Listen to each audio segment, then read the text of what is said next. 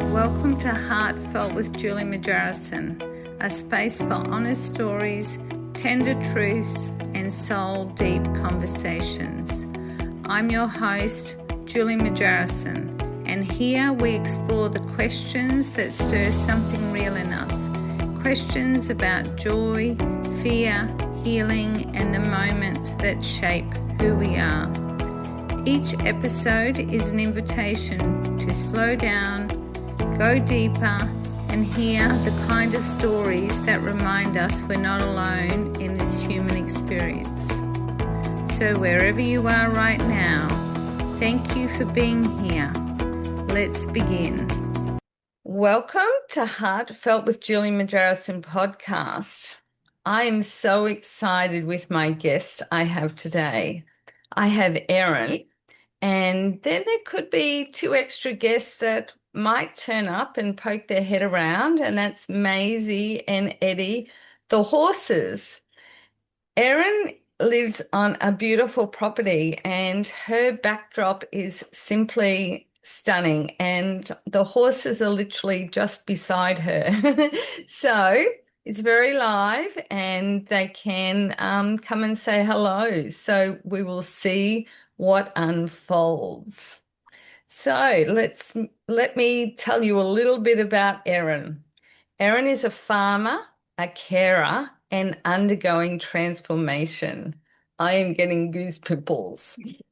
Erin manages her family cattle grazing property in the southeast Queensland. She works with a strong spiritual connection with the land that she has cared for, and she has a science degree in rangeland management.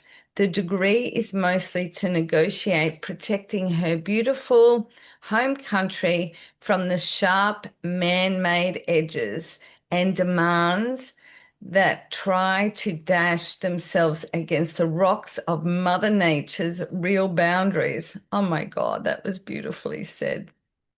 Erin is a carer of her parents. She feels most at peace working with her cattle and her working dogs, and seeks discussion and understanding about why primary production and women's wisdom is so dangerously undervalued in life today. Welcome, Erin. Thank you, Julie. Thanks for having me. It's a pleasure to speak with you. I always enjoy talking to you, Julie. I tell you, well, I know I always say I'm excited, but I am really excited about Erin. Erin was actually at my place yesterday, and we did a blissful touch treatment on Erin, and I have been watching Erin's transformation, and I am so grateful that she is open enough to come on to Heartfelt, and it's been so such a beautiful experience to watch Erin grow, and I'm really looking forward to her answering these 10 questions. Erin, is there anything that you would like to share before we start? Well, I would like to start by saying how grateful I am to you, because I think I first came to Blissful Touch and we first met, was it 2 or 3 years ago? It might have been just 2 years ago. And honestly, I was so exhausted and depleted and just dead inside. And I really needed to be rejuvenated and seen, and just your process and making me feel so received and seen when I first came to you, just seeking a simple massage, but it was so much more than that, was really very, very important in the early stages of the transformation that's happening for me now. So thank you so much. I want you to understand how much it has meant to me, because I felt truly seen.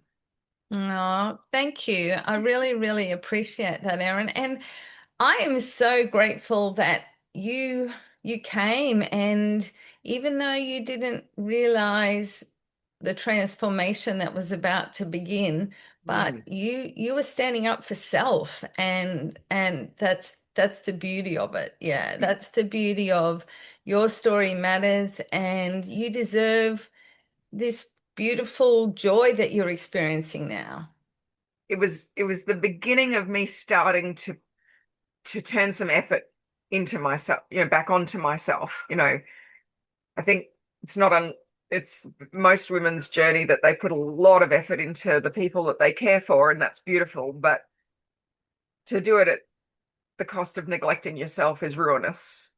Yeah. I've got tears in my eyes. Me too. It is just so beautiful.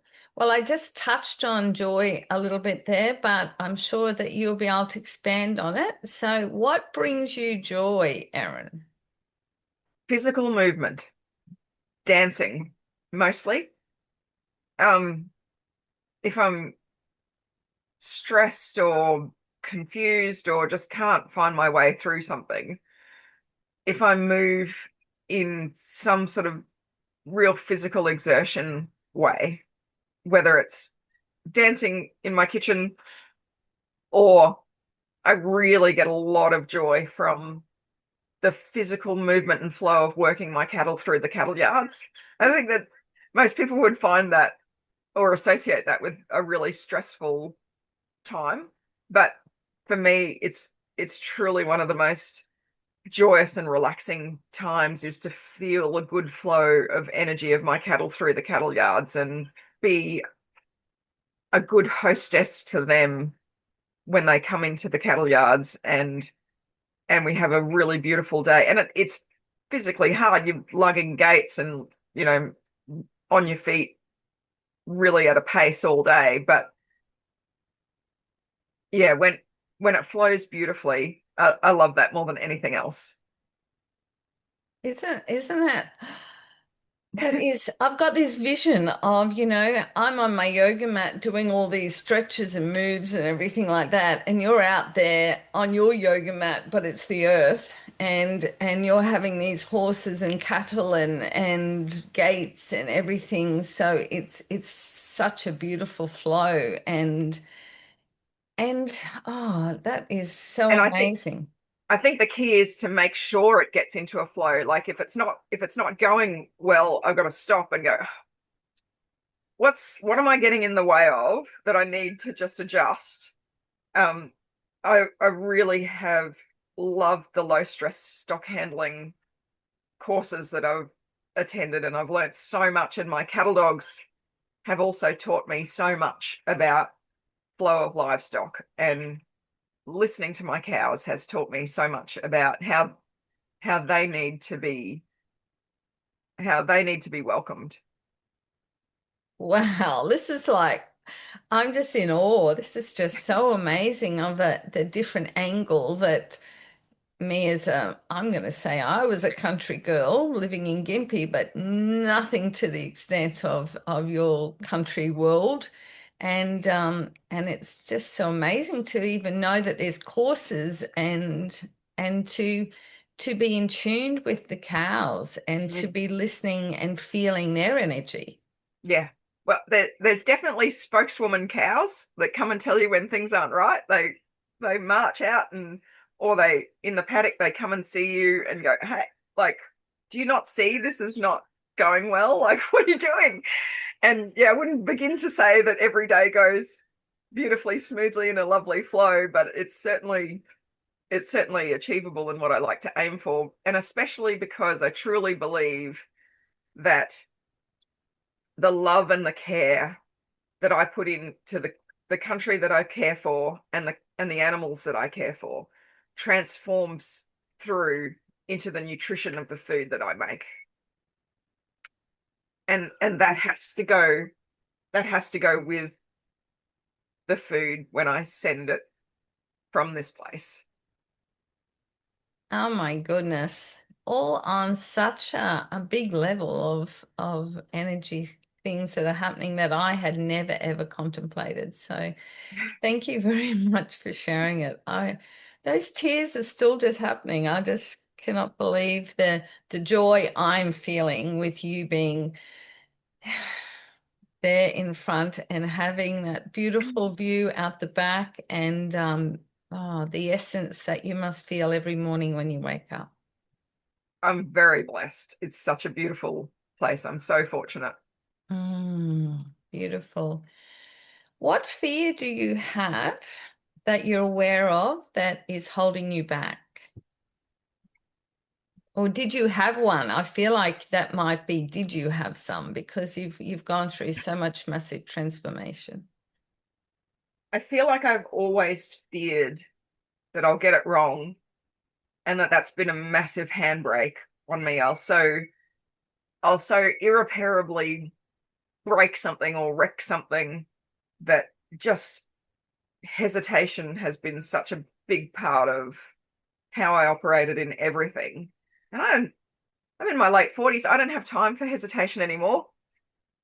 Oh, I don't have time for that. You know, I Mm, yeah, isn't that beautiful? So I think now you're facing your fears. I feel like I still have fears around forming new relationships, new friendships, and being able to trust myself that the people that I let into my life are are healthy and appropriate for where I'm going. I still fear my capacity to judge soundly on that. But yeah, it's okay. You can change course anytime you want. Yeah, that's great awareness. Yeah. Have you ever had a life-changing moment that you'd like to share? Yeah. Um, I suppose most of them, I think this probably happens for a lot of people. It's when you're really tested and things aren't going so well, particularly in particularly in drought, when it prolonged and physically exhausting, and the stress of not knowing when it's going to end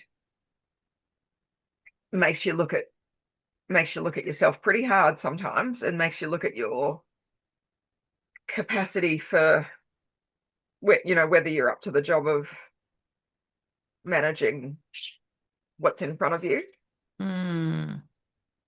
And Mm.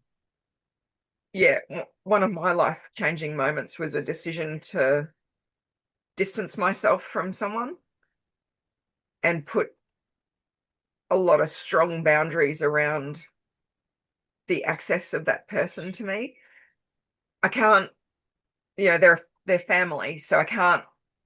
Well, I suppose I could. It's my choice that I don't completely get rid of them out of my life. It's my choice that I still choose to have interaction with them, but my choice to put some very clear boundaries and some new ways of thinking about them, yeah, has been a moment where I knew that if I didn't do that, the stress of dealing with them would make me physically ill. So I really needed to do it. Yeah, on so many levels, isn't it? Not the physical, but also the emotional and the mental and the Yeah. spiritual. You've come such a long way. And to even navigate all of that boundary setting, yeah, good on you. Well, I've had some beautiful friends who've helped me with techniques and who've had similar people in their life with, really, really difficult narcissistic tendencies. I've had some beautiful friends help me negotiate how to do that and how to put even words around. I can't even understand the term coercive control until a few Mm. years ago. And I think that when you have somebody in your life like that, that one of their key tactics is isolating you. if you can bust out of that isolation and talk to people who have had similar experiences with similar people, you suddenly get this beautiful wealth of understanding and knowledge about how to protect yourself and how to step away without burning your life down, like without burning everything Mm, down, but how to really navigate protecting yourself. mm.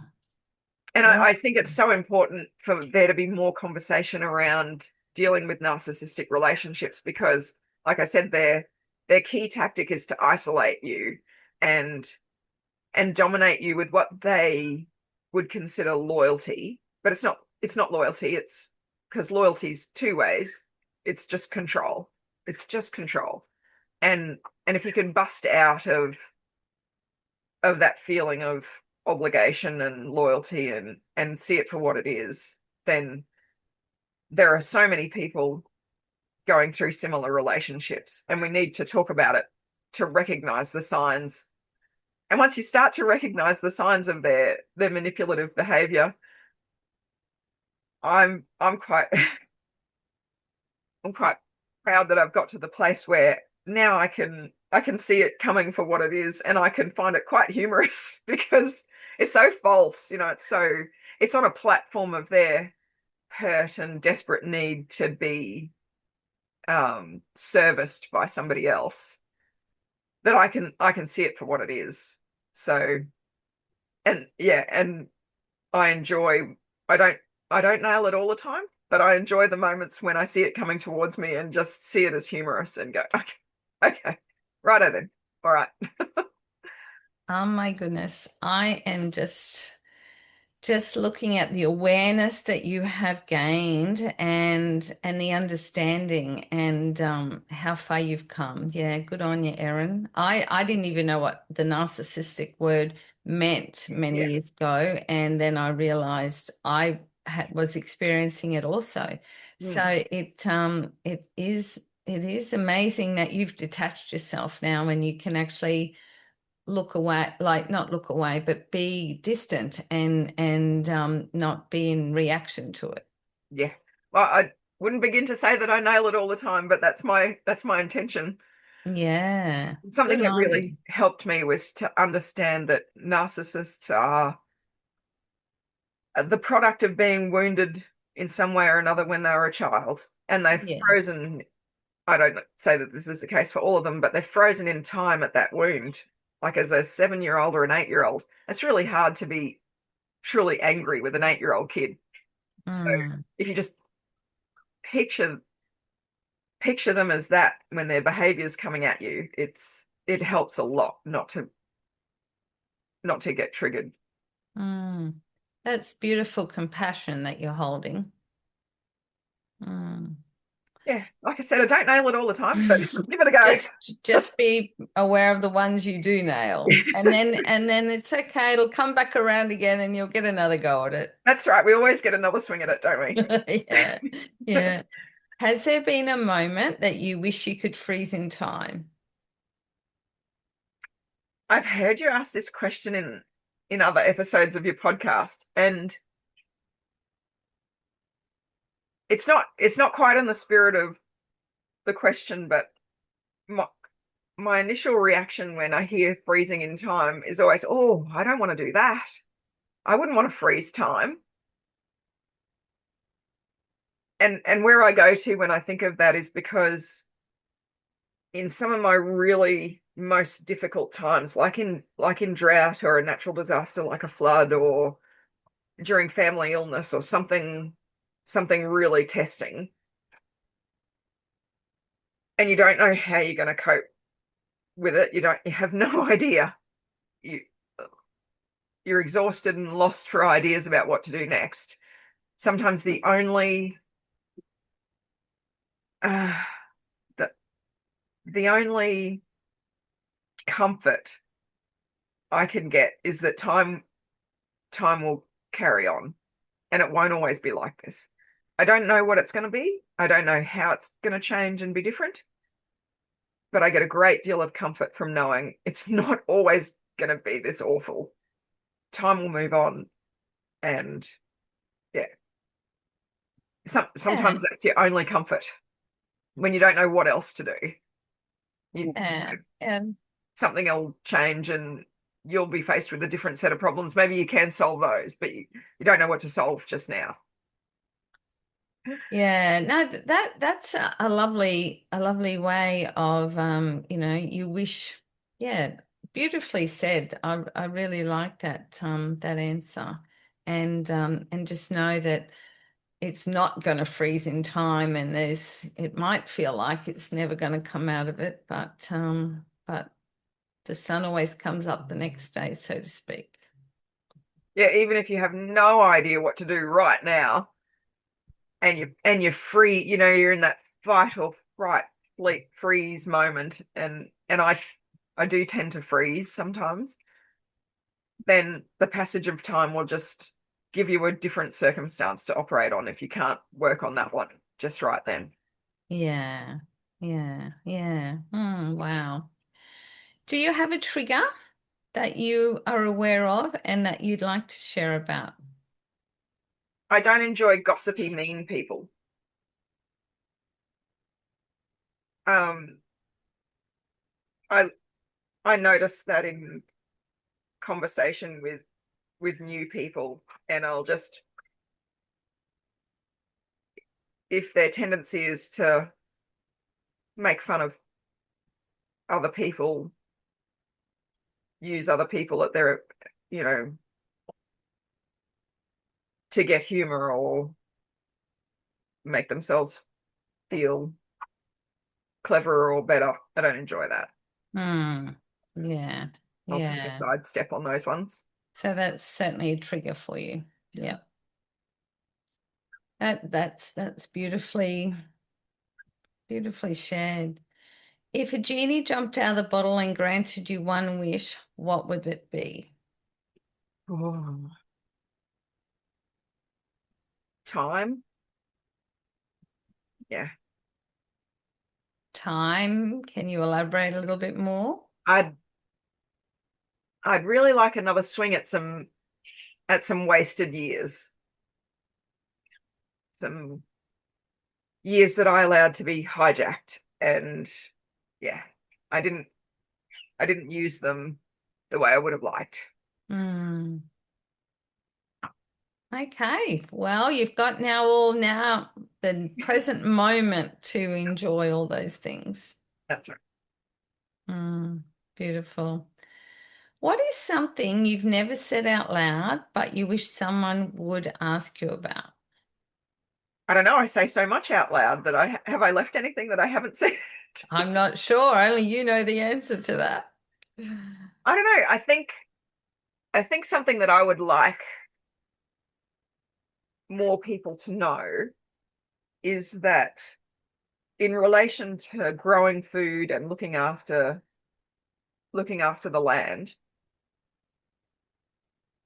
I wish that particularly our urban cousins understood that uh, we we got the memo about climate change and about needing to reverse some of our practices and take a different tack on protecting biodiversity and storing carbon. We got the memo. We didn't get it from the television. We didn't get it from the government. We didn't get it from green groups. Mother Nature hand delivered it to us with an ass kick in the form of a flood or a drought or whatever difficult circumstance. Mother Nature has personally delivered that ass kick to us, and so many of my friends and me who are farmers or graziers are so focused on solving some of these problems that I don't think that ever gets properly communicated to the consumers that consume our products, our beautifully valued consumers. And I don't think it gets promoted to the population generally, that we are so focused on it And I think there's the I think I struggle a bit with I think there's a perception in the community, maybe I'm wrong, that farmers are beautifully honest and quaint, but we're a bit dumb. And yeah, we're trustworthy, but we're a bit dumb and we're a bit behind on things. Well, I'm sorry, not the case. Um, we have to be astute in this, or financially, we got wrapped up years ago. You know, we have to be on our game with this. Otherwise, it's just you're out the back door fast. Mm. So we're in a process of transitioning our farm to regenerative grazing so that it's much more resilient and able to handle droughts and floods, and for the soil to absorb massive hits of water when they come, or for it to store more water when it's really dry. And yeah, I wish that our urban friends understood we are so focused on it. Mm. Yeah, thank you for sharing that. That is very insightful. Thank you. When was the last time you truly felt seen, and what was it about that moment that has stayed with you? Um, I've got I have some really beautiful friends who, like me, we're on a journey of understanding how to be better friends with each other, and understanding how better to support each other while still, respecting the privacy of our own separate relationships and things. But I'm very fortunate to have some beautiful friends who we genuinely practice being there for each other. And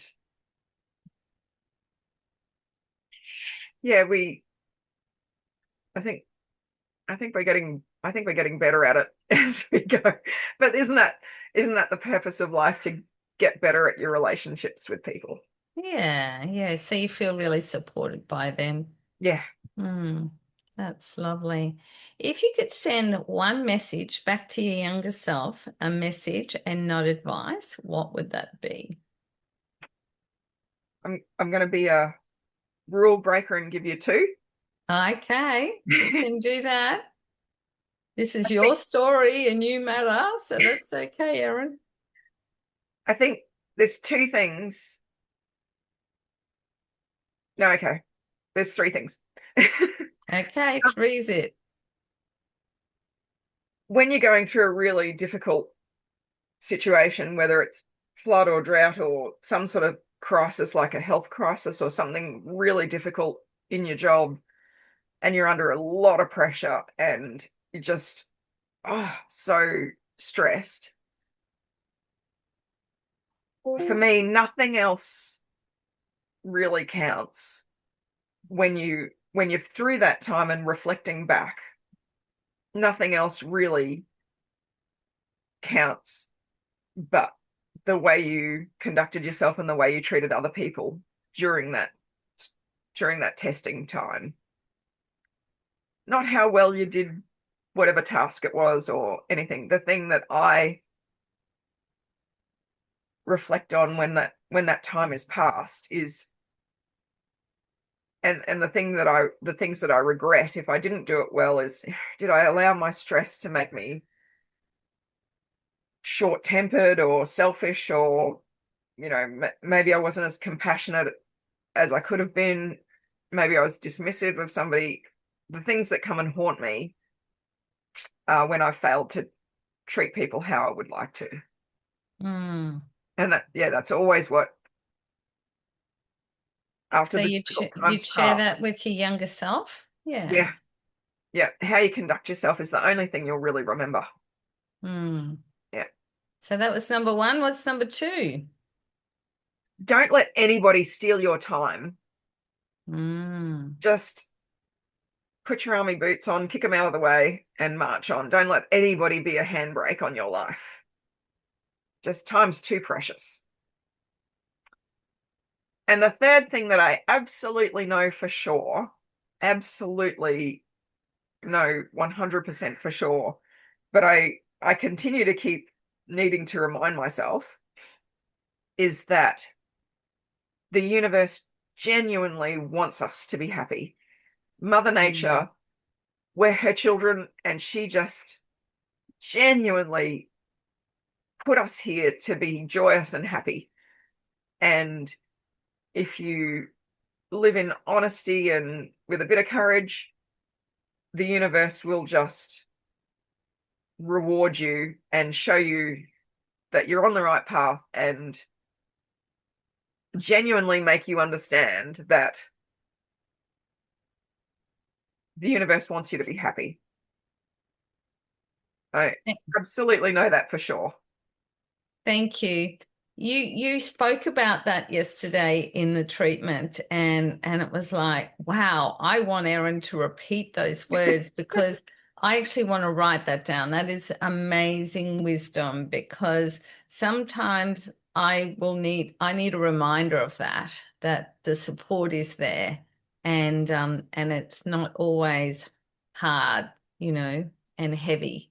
Yeah, Yeah, so I will be writing that down if that's okay, of Erin's wisdom. I think Billy Connolly said, remember, it's meant to be fun. Mm. And yeah, I Yeah, need reminding. I need reminding a lot too. And yeah, yeah, until yeah, a year or so ago, I knew it in my heart, but I didn't remember it every day. And I think we need to remember it every day. It's so yeah. hard not to be out in the paddock and out in nature and see all the beautiful stuff that Mother Nature does, and then to not realize, oh, of course she just wants us to play and be happy.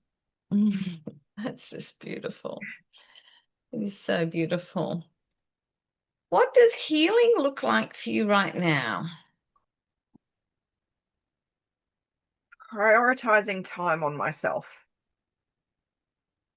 There's enough time in the day that I can absolutely not negotiable spend some of it on just me, whether it's meditating or some breathing exercises or just physical movement or a bit of lymphatic massage or whatever it might be. There's that whole, metaphor about you can't pour from an empty vessel, which is so which is so true. And so many women are expected to pour so much into other people's lives. Mm. Yeah, And yeah. but also going at that time for myself, not with the intention of just being ready to serve everybody else, but for really actualizing myself. Mm. Yeah. I want to, well, I'm giving you the invitation to share if you choose to, and it's totally up to you, Erin. But over the last, we're going to say 2 years since I have met you, I have really seen how you have worked so thoroughly of removing the energy, the stuckness that has been in you. And is there, like you talked about the lymphatic drainage, you talked about you dancing around in the kitchen. I can see it on my side that it has been so important for your transformation. Do you believe that true? So, yeah, absolutely. Um I think changing my living situation so that I was just not immersed in such a soup of stress immediately lifted a whole lot of inflammation and stuckness and just the capacity to live with a little bit more control over my life and a little bit more dignity. meant that, and it took some time, but layers and layers of stress just peeled off. And I, I was able, then I was able to start to even feel like I deserved to focus on being well. But I had to get rid of that stress before I even felt like that was a possibility. Yeah. And yeah, so it comes in layers, Yeah. gets shed Yeah. in layers, Yeah. and Yeah. each one gets better. Yeah. And using lots of different tools to release the layers, whether they're physical layers, mental layers, spiritual layers, emotional layers. Yeah. Lots of breathing exercises have been really helpful because my breathing was so chaotic I couldn't even contemplate sitting down for meditation, because if I wasn't moving, I couldn't even breathe. And yeah, certainly didn't feel like exercising. Whereas now, if I don't move, it's, well, that's not negotiable. I've got to every day. So. Yeah. So can you see that there was moments where you really didn't feel safe in your body? Well, yeah, because I had completely just neglected and detached from my body at all. It didn't feel anything. Yeah. I just completely shut down any relationship with my body. So movement and massage and breathing and meditations where you visualize the energy flow through your body, have um yeah, got me back connected with feeling like I'm actually living in a physical presence rather than just existing in day-to-day tasks, actually Yeah. feeling like I'm inhabiting a feminine body and listening to my muscles and my my frame tell me about what needs attention. And I was so tense when I first came to you. I was worried you're gonna break your thumbs trying to unfreeze my shoulders. And yeah, it was just not connected at all. So Yeah. spending that time getting connected with how the energy's flowing through your body has been really Mm. helpful, Yeah. beyond helpful. Beautiful, beautiful, Erin. Is there anything else you'd like to share before we wrap this up? Just that, well, I'm just I'm intensely grateful for coming across your work, Julie, because you I think you were there at the very start of when I first sort of reached out for some healing. Mm. And yeah, I was just looking for a massage, but it was yeah, it was much more important than that. And I felt very much seen for the first time in ever. And Mm. it gave me the start of understanding that it was not only allowed and okay to spend time on myself, but necessary. Yeah. Not for caring for other people, but just necessary for my existence. Yeah. And that permission was intensely valuable. Thank you. Yeah. And well, thank you. But the beauty in it that I see is that you are supported because I've witnessed it. I have literally witnessed your support and also, how your value of you allowed to be you, self, and the inner child to be felt, and you stood up for self, and I just take my hat off to you. It has been beautiful to witness, and I'm really looking forward to seeing all what else unfolds. Yeah, I'm quite excited about. I've just turned 49, and I'm like, ooh, okay.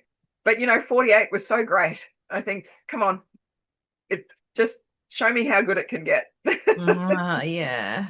50-50 was huge for me, and I'm keen to see how it works out for you, Erin. So yeah, I know it'll be beautiful and full of blossoms. I don't even know why I'm saying blossoms, but it's like all this new growth, and you will blossom. So I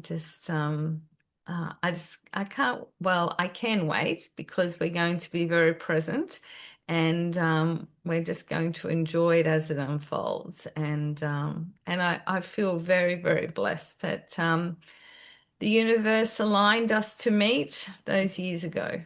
I'm I'm very grateful for your friendship, Julie. Thank you. Yeah, thank you. Thank you for sharing this moment with us. I hope something in this conversation stays with you, opens something up in you, or simply made you feel seen. If this episode moved you, feel free to share it with someone who might need it too. And if you'd like to continue this journey with us, be sure to subscribe and stay connected. Until next time, take care of your heart. And remember, your story matters. Thank you, Erin. Thank you.